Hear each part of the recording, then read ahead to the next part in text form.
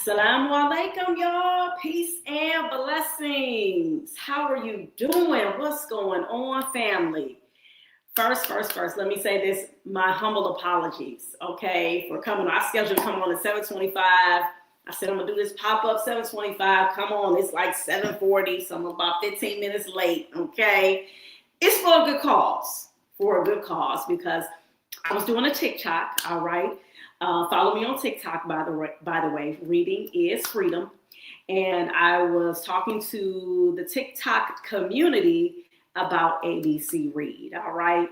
And that was my first time actually like going in depth about ABC Read on my TikTok. I usually go on there and I'm like doing videos and stuff. And that's where I, put the videos together when I'm sharing with all of my other platforms. And so I said, let me come on here and let me talk about why ABC Read even got started, all right? And so I did this pop-up today. I said, you know what? I said, I'm gonna come on here and do a read aloud because today is Giving Tuesday, y'all. That's right, Giving Tuesday. As you all have seen, I've been posting. I posted on my LinkedIn. I posted on my Instagram. I posted on my Facebook. I even sent emails to the people. I said, look, y'all, it's Giving Tuesday, okay? This is the annual Global Day of Giving, and it happens that first Tuesday after Thanksgiving Day / Indigenous People Day. And so with that being said, this is why Giving Tuesday usually falls on a different day each year. Okay, so this year it happened to fall on December 2nd. And this is the time in which, this is why you're seeing all of these nonprofit organizations, they're sending out all of their different emails, or you're seeing posts about Giving Tuesday. And for those of us who are in the nonprofit space, we know what that is. Well, we should, okay? Actually, I didn't find out about it probably about like a couple of years ago, to be honest with you. So, but with that being said, that's okay. It's all right. We are here now. And I just wanted to share with you guys really briefly before I get into the read aloud, the reason why ABC Read exists, okay? So ABC Read was started because when in 2012 when it actually got established, okay? But prior to that, my son Musa, he was enrolled in a reading program, and it was on a college campus.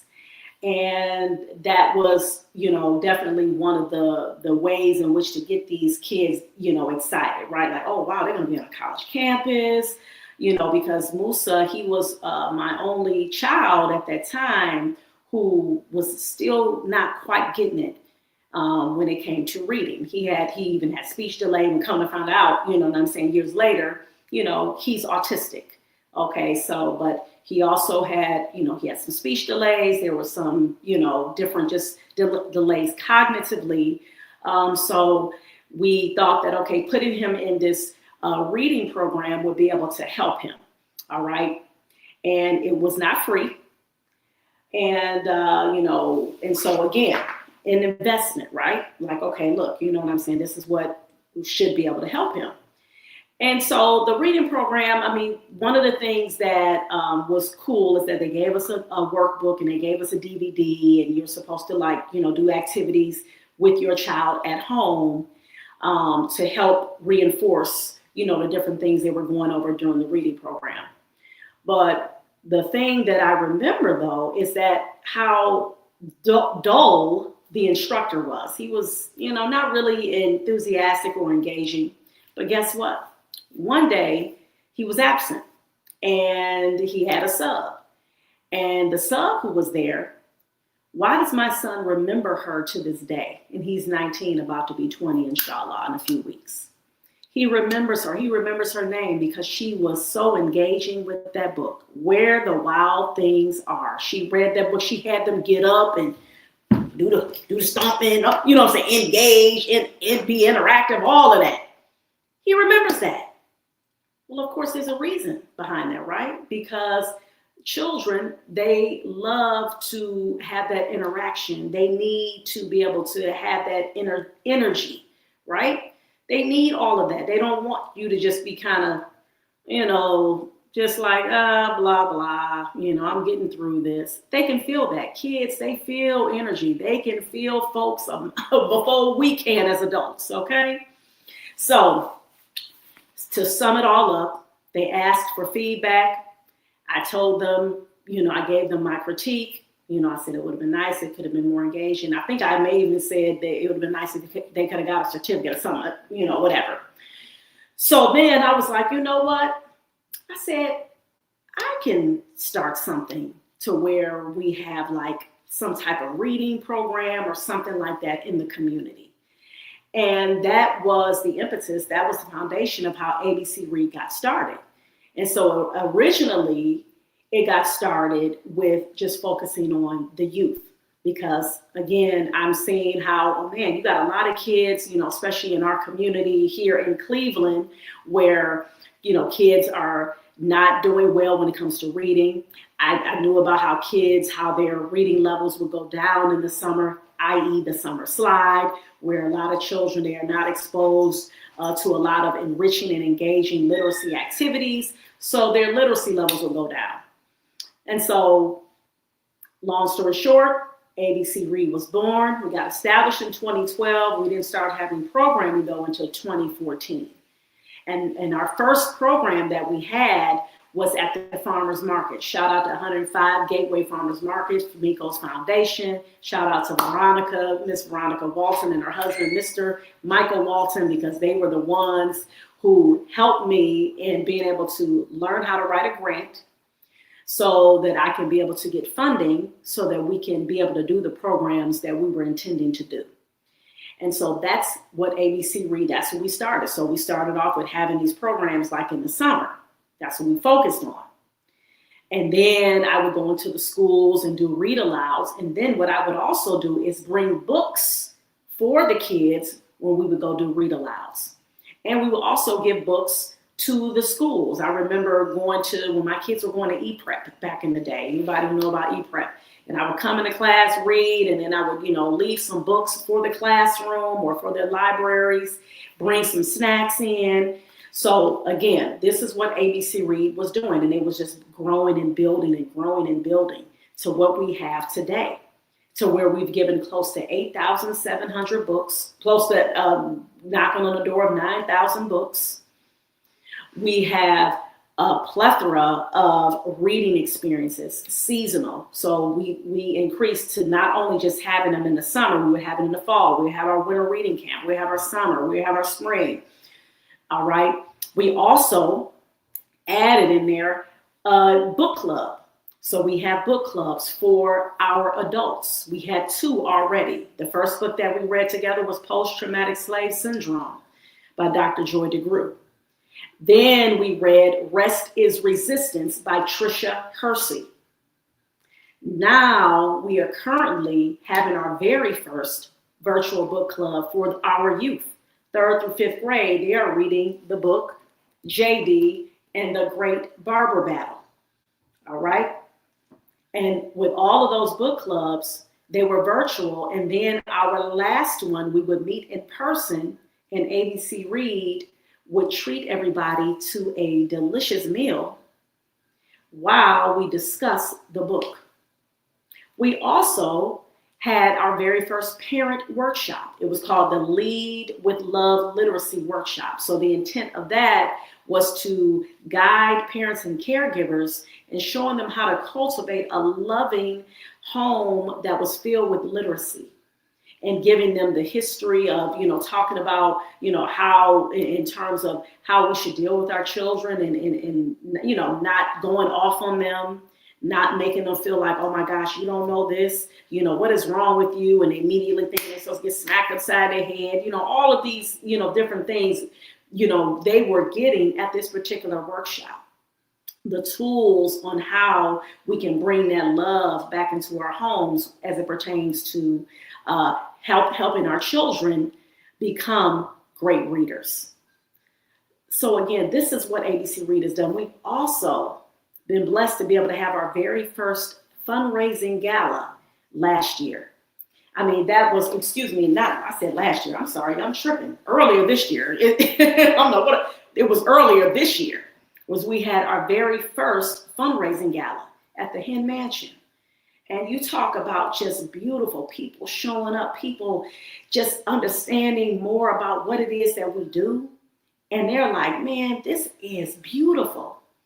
This is what we need in our community. And again, as you see, this is for us by us. This is our folks saying, look, we're about to come together and we are about to help get rid of this high levels of illiteracy in our communities.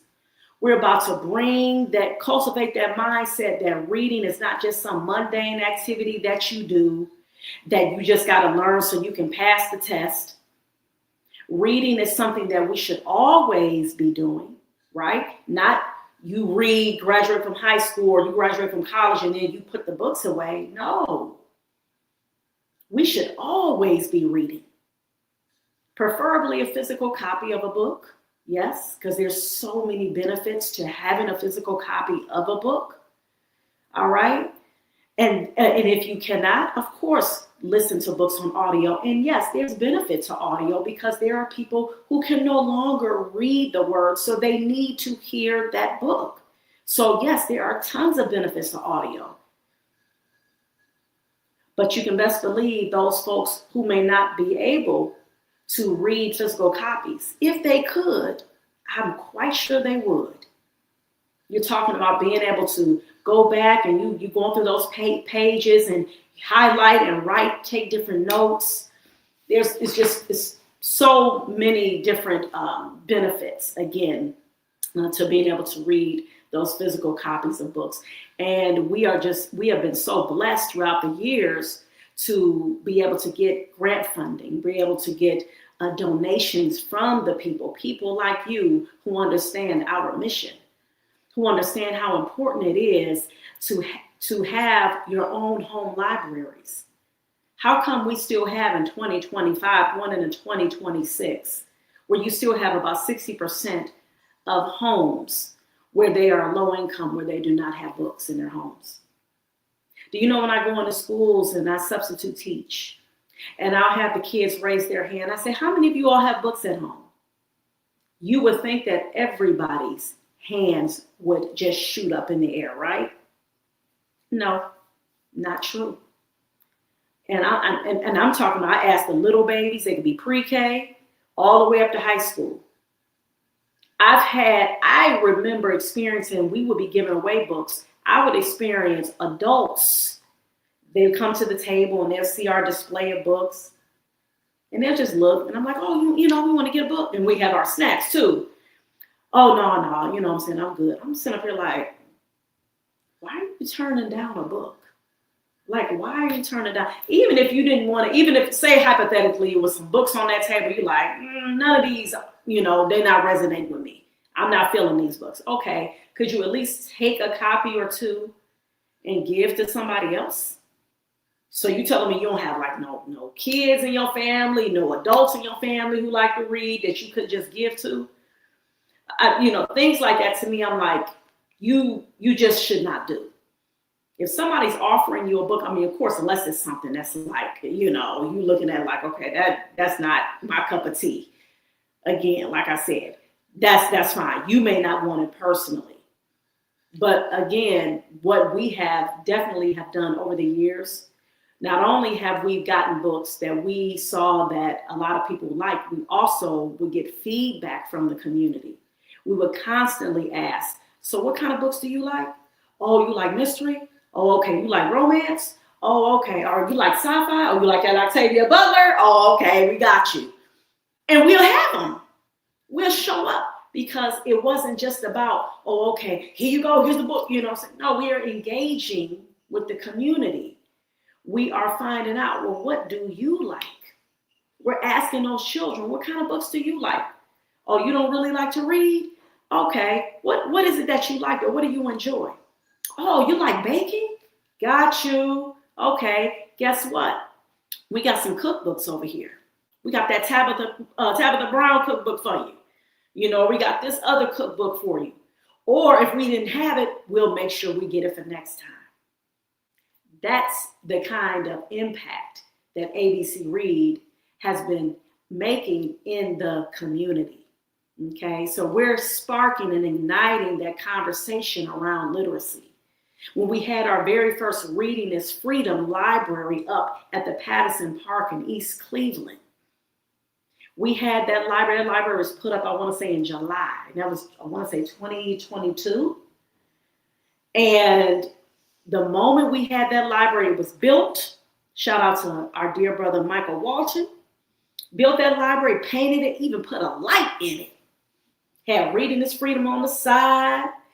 Take a book, give a book. Just dopeness. Was filling up the library with all types of books for all ages. We had given close to 80 books. And do you know it was 3 or 4 children that would come across the street. They would get on when I pull up, they'd be on their porch. It was almost like they was waiting, like they was sensing me or something. I come up there, I put the books in there. Man, they like excited. They're like, we getting the books, And I'm going to tell you, oh my goodness, it hurts so bad. It hurt so bad. When I came up there, it was up there from July, I want to say, to August, maybe. No, probably just like September. Couple months. First, somebody, I think, broke the glass. Then they, took the handle off. It was just like incremental destruction. Incremental destruction of the library. I was just like, dang, man. But we still rise, like Maya Angelou said, right? We still rise because we were like, no problem. Yeah, it hurt. Oh yeah, that stung. But you know what? They could not take away them books that them babies was getting. They was just swallowing them books up, gobbling them up. In fact, we were able to, at the end of our summer program, we are giving away bookcases. And one of the families where the little girl, she was getting the books, their family was able to get a bookcase. So all them books that they was getting from ABC Read, now they have a bookshelf to put them books on. That's the kind of impact that ABC Read has been making throughout the years. You talk about, kids, they'll see me in the community like, oh, you're the lady that gave us those books. Oh, we remember you. You had that program at the Huff Library. Oh, you were at the East Cleveland Library. Y'all had that program. Oh, y'all were at the Glenville Library. Had that program. Oh, you were at the Langston Hughes Library. Like this is the impact. Like literally, folks are remembering who we are and what we've been doing for the community. Oh, and let me not forget the ABC Read Jeopardy game. What? Come on, y'all. Come on. Who know about the ABC Read Jeopardy game? Who know about that ABC Read Jeopardy game? If that ain't a highlight of our reading experiences, we better not dare show up and not had an ABC Read Jeopardy game. We will get folks will probably walk out like, what? Like, that's how dope it is. You talk about simple. I'm coming up with, different little, questions or whatever, different things that they can answer, have these different categories. And, I got to have Black History is every day as one of the categories. We'll have a category where they would have to figure out the beginning sounds of a word or the ending sounds. So we're always doing things in our reading experiences where we are helping build up those foundational reading skills as well. And this is, again, the intent behind ABC Read. The intent is to develop and nurture a culture of literacy in our Black and underserved, underrepresented communities. And we're also providing literacy resources. We're also making sure that we have healthy snacks there, because we understood the component of when you are making sure that you're putting healthy things in your body, that is going to help contribute to your mind being sharp and clear and focused, and you can concentrate, which is what you need when you read, right? We're not showing up having red hot Cheetos and Takis and red juice and all those things. Our kids got exposed to yellow kiwis, y'all. Shout out to my son Ismail. Okay, he introduced us to the yellow kiwi last year. He's like, Mom, check this out. I'm like, what? And what do?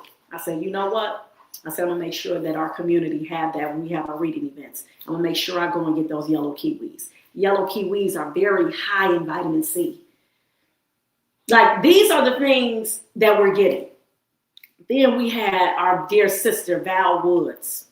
Val was the owner. She has her CPR company, her husband, and her children, where they are empowering our communities by teaching our children as well as adults CPR, first aid, AED. They're getting that knowledge.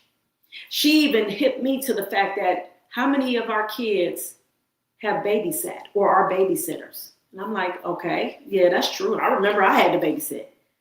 How many of our kids know how to do CPR though, but they a babysitter? Crickets. I'm like, dang, she right. That is one of the things reason why she has her particular company. And that's why I said, oh, when I saw her at the East Cleveland Public Library and they had a program, they had her there, I said, inshallah, I said, you're going to be at our program. Watch what I tell you. It's all. Think she wasn't? Come on now. That's how we do. That's how we do. I said, oh no, you are going to be at our program because our babies need to learn this. They need to understand that we can do what we need to do for each other. All we got to do is just be dedicated. All we have to do is be consistent, because that's what our kids, that's what they be looking for. We can't just show up every once in a while with a program and then they don't see us for a couple of years. And that's why ABC Read, this is why we need you all. Because with you help us to be consistent. Because a lot of times our folks, it is hard for our people to be consistent because they don't have the funding.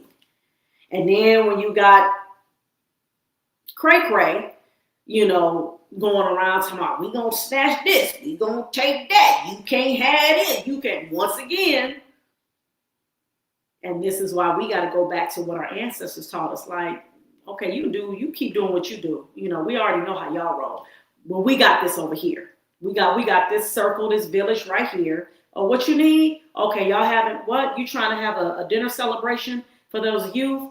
They finished reading this book right here.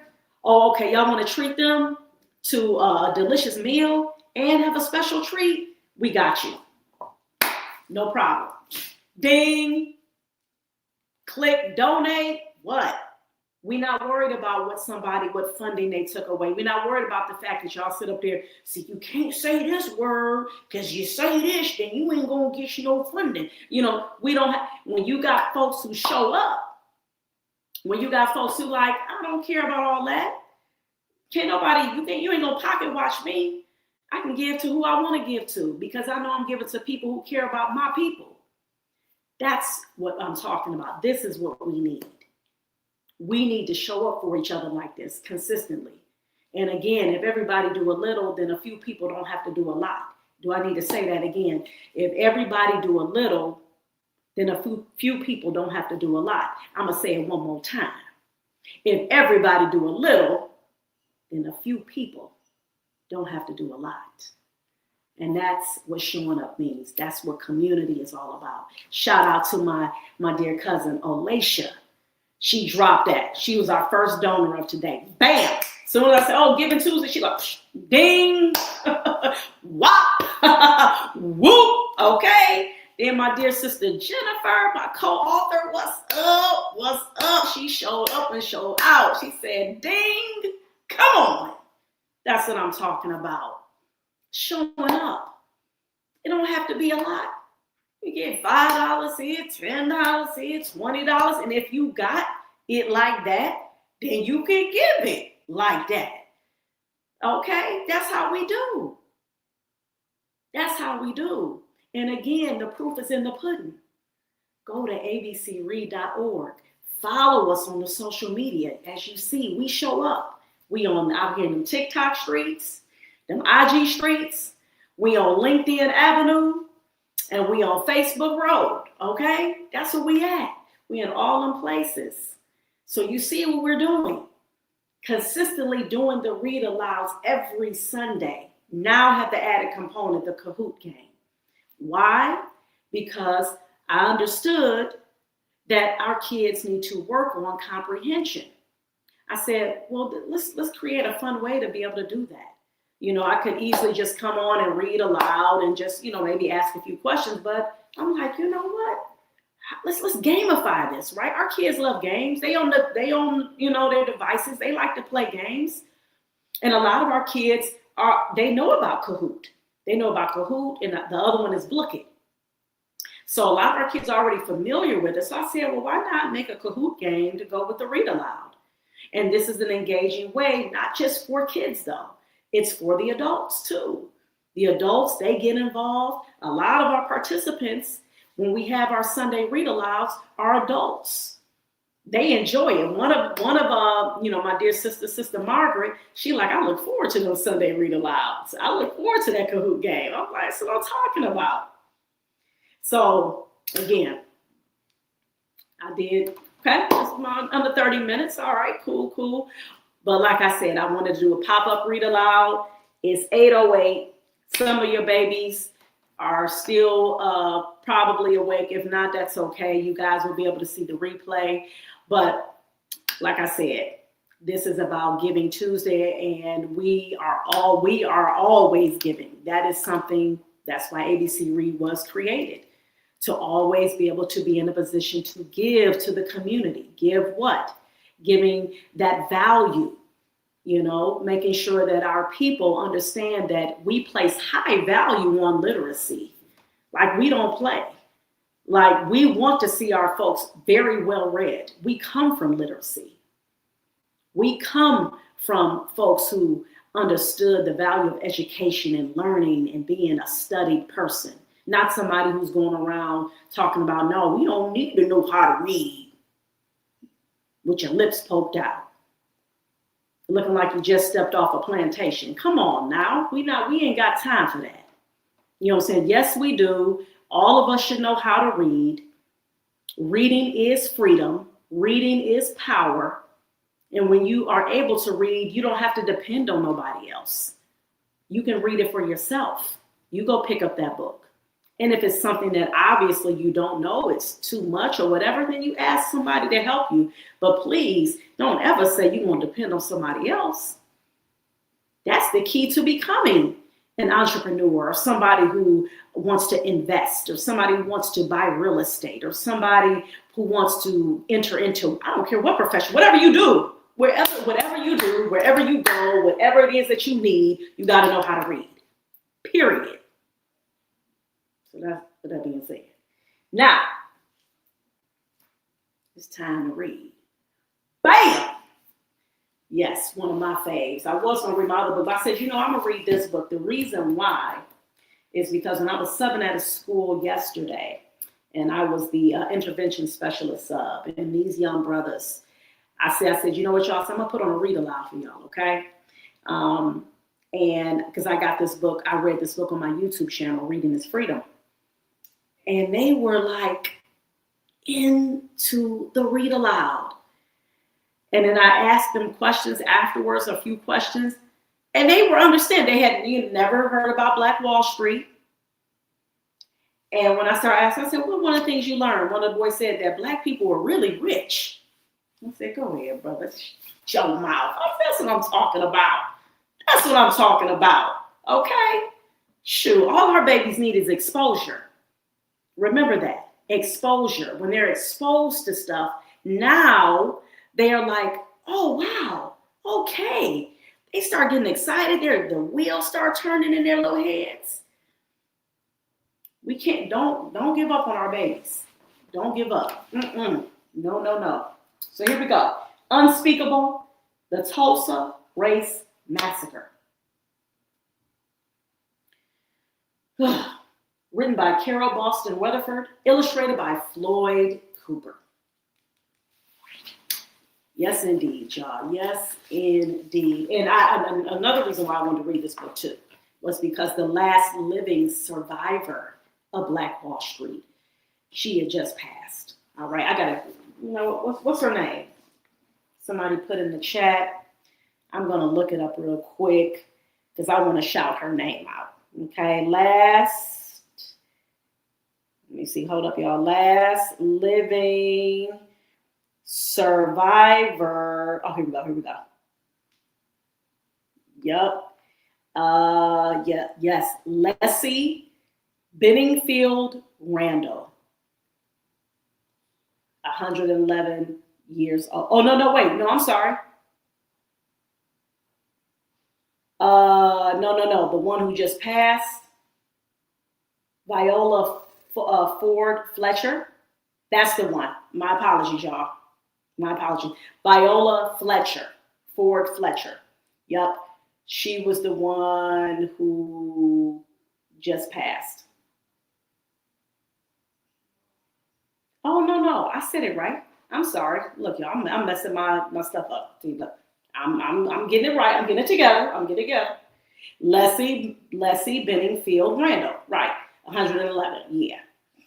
Yep. She died at 111 years old. Yep.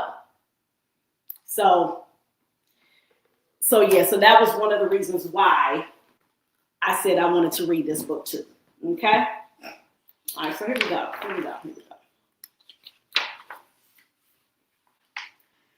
Once upon a time near Tulsa, Oklahoma, prospectors struck it rich in the oil fields. The wealth created jobs, raised buildings, and attracted newcomers from far and wide, seeking fortune and a fresh start.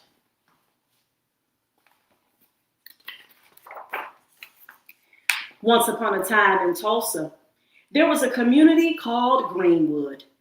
Its residents descended from Black Indians, from formerly enslaved people, and from exodusters who moved west in the late 1800s, fleeing the violence and racism of the segregated South.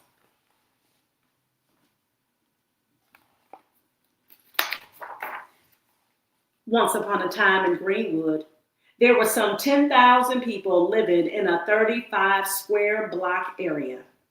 Train tracks divided the Black and white communities. Segregation laws called for separate neighborhoods, schools, phone booths, and railroad and streetcar coaches. Unfair tests made it hard for Blacks to register to vote. And laws barred marriages across racial lines.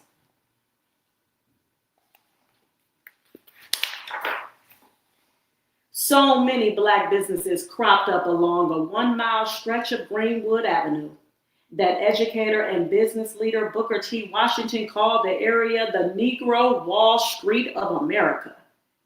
The name later became Black Wall Street, and the community kept thriving.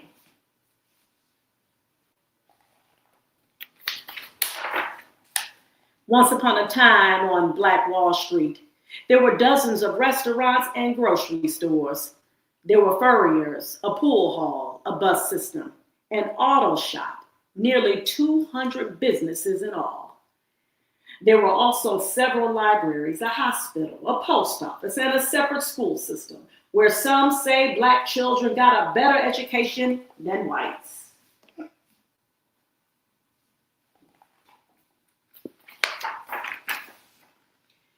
There were 2 Black-owned newspapers, the Tulsa Star and Oklahoma Sun, and over 20 churches, and 15 Black doctors, including Dr. A.C. Jackson, the most able Black surgeon in the nation. On Detroit Avenue stood grand homes of doctors, lawyers, and prominent businessmen.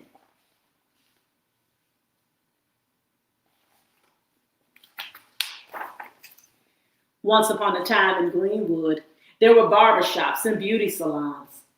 Miss Maybell's Little Rose Beauty Salon boomed on Thursdays when maids who worked for white families got coiffed on their day off and strutted in style up and down Greenwood Avenue. The soda fountain at Williams Confectionery was the backdrop for scores of marriage proposals.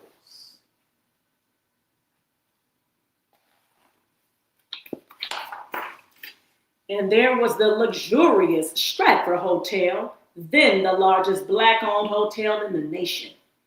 Black guests were welcome there, even as they were barred from Tulsa's white hotels. Once upon a time in Greenwood, there were two movie theaters, including the 800-seat black-owned Dreamland. There were even 6 privately owned airplanes.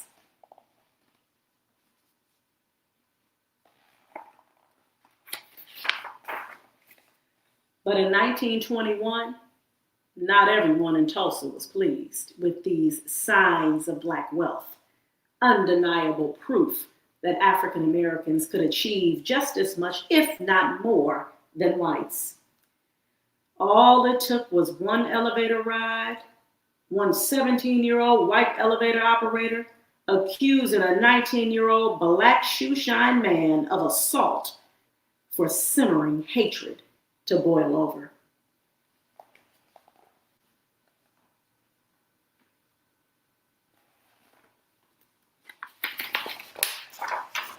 With the accused man in jail, the white-owned Tulsa Tribune newspaper ran a headline prompting readers to nab him. Fearing the man would be lynched, killed by a mob before his trial, 30 armed black men rushed downtown to his rescue.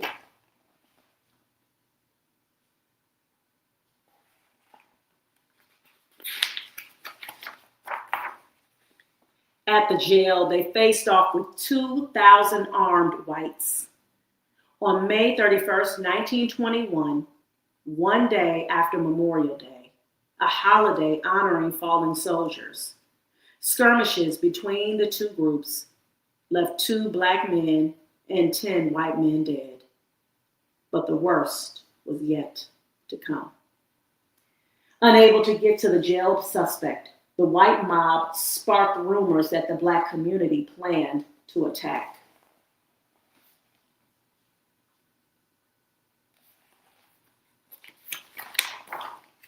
Unchecked and in some cases deputized by the police, the white mob stormed into Greenwood, looting and burning homes and businesses that blacks had saved and sacrificed to build. Threatening to shoot, the mob blocked firefighters from putting out the blazes. African American World War I veterans took up arms to defend their families and property, but they were outnumbered and outgunned. Families fled with only what they could carry.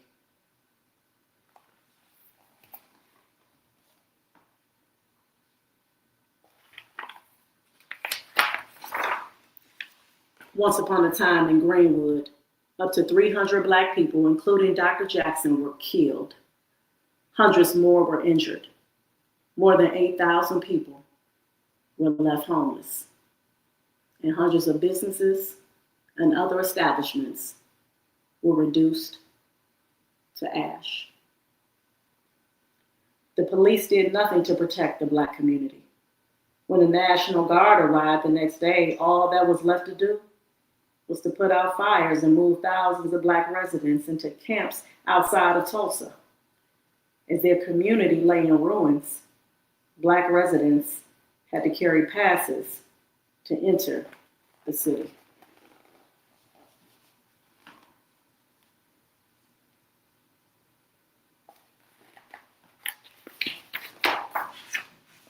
In the days and weeks that followed, some black Tulsans left and never returned. Others stayed and rebuilt the Greenwood community only to witness its decline in the 1960s. For decades, survivors did not speak of the terror.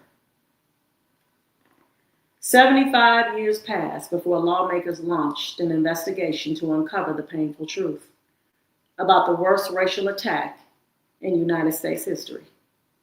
Police and city officials had plotted with the white mob to destroy the nation's wealthiest Black community.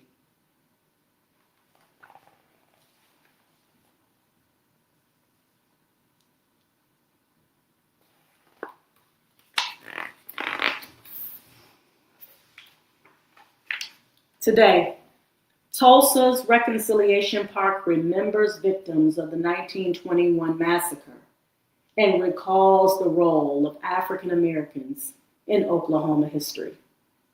But the park is not just a bronze monument to the past. It is a place to realize the responsibility we all have to reject hatred and violence and to instead choose hope.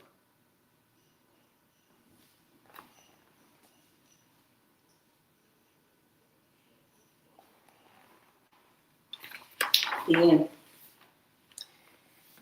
here in the back, which I love, they give the author's note. In fact, Floyd Cooper, he talks about here in his creation of this book, he says started in 2018, but his connection to the story goes back to his childhood in Tulsa. So he actually was from Tulsa, the illustrator of this book. So you know that spoke to him. And by the way, Floyd Cooper, rest in peace, he's passed on about a few years ago. And he talks about his visits to his grandpa in Muskogee. And he said Grandpa loved to talk. And when family came to visit, he talked. And then he said, let's see, in those days, this part, like I said in the book, in those days, not many people talked about what had happened in 1921. But one night, Grandpa talked about Greenwood with us.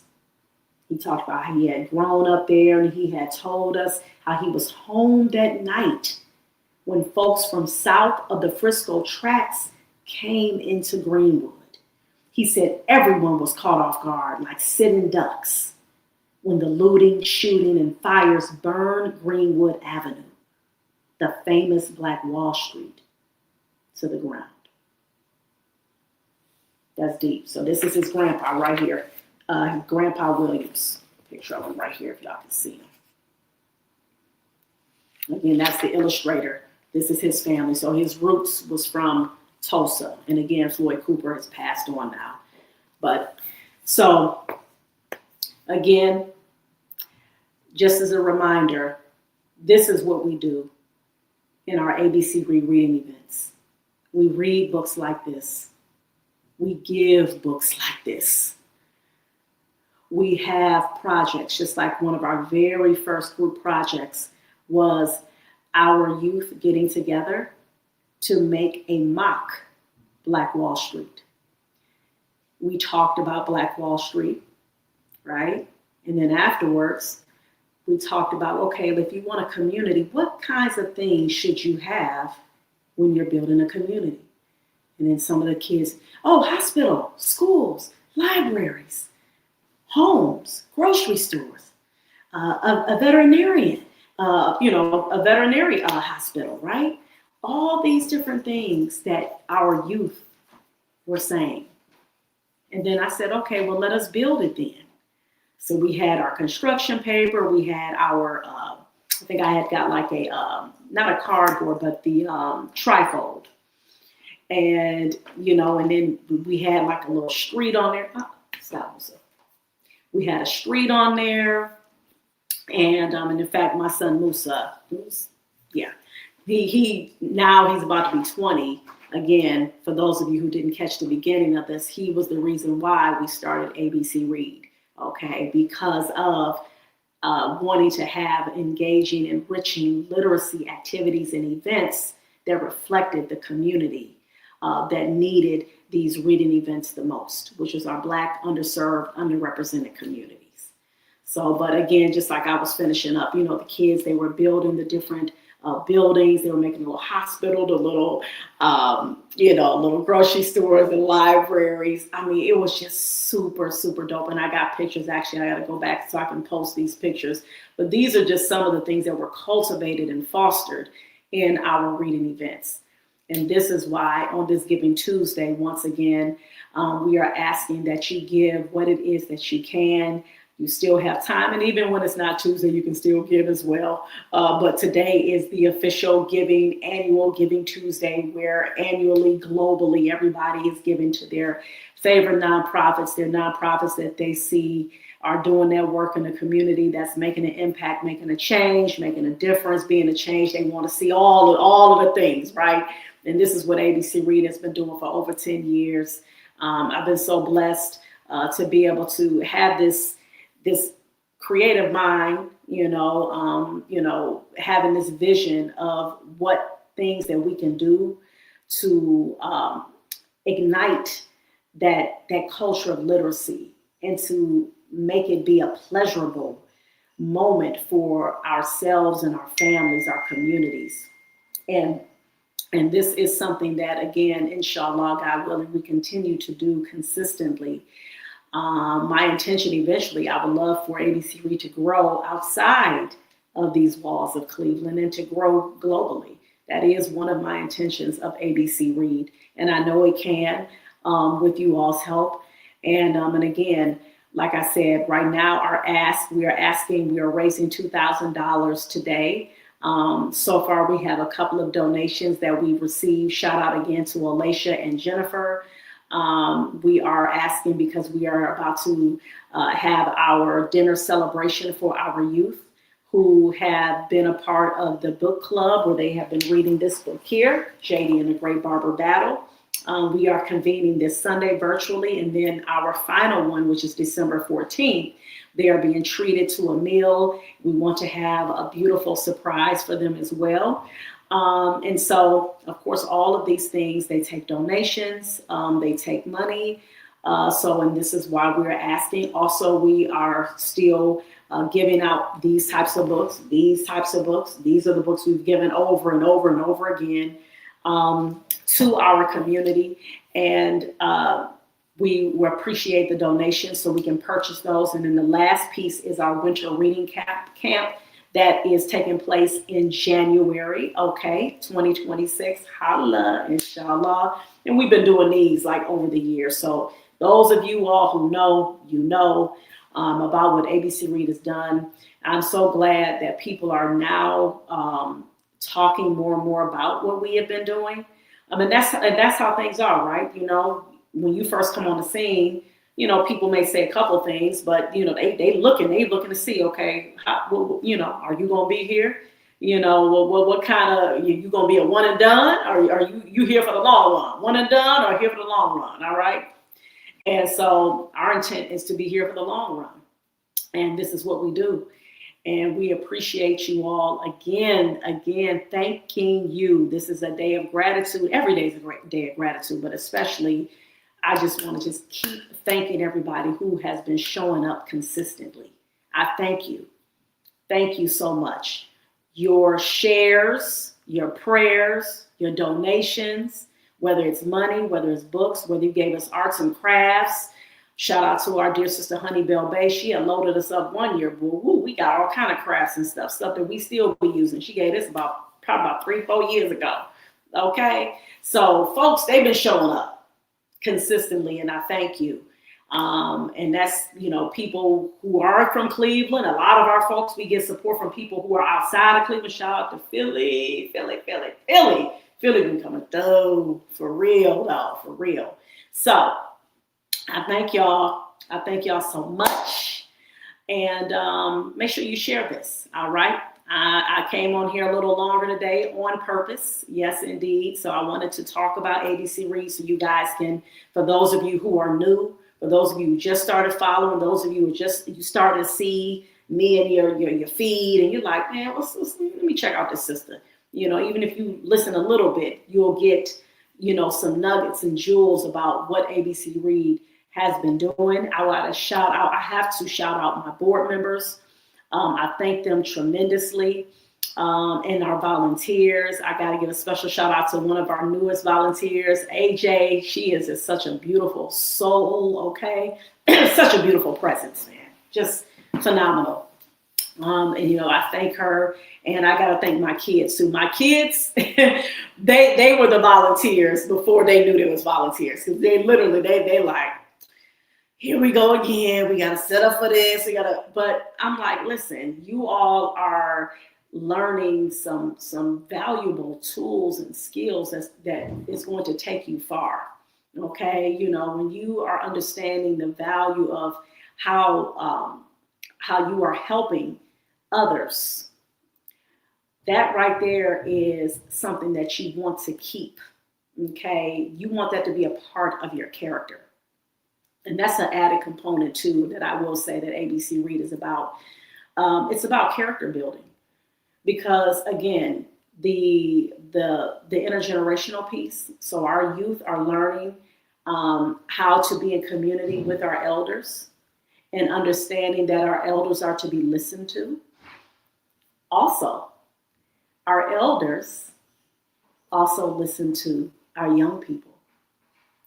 There's a lot of support that happens. Since you have the intergenerational piece, right? So you got the little kids, and you got all ages that usually are at our reading events.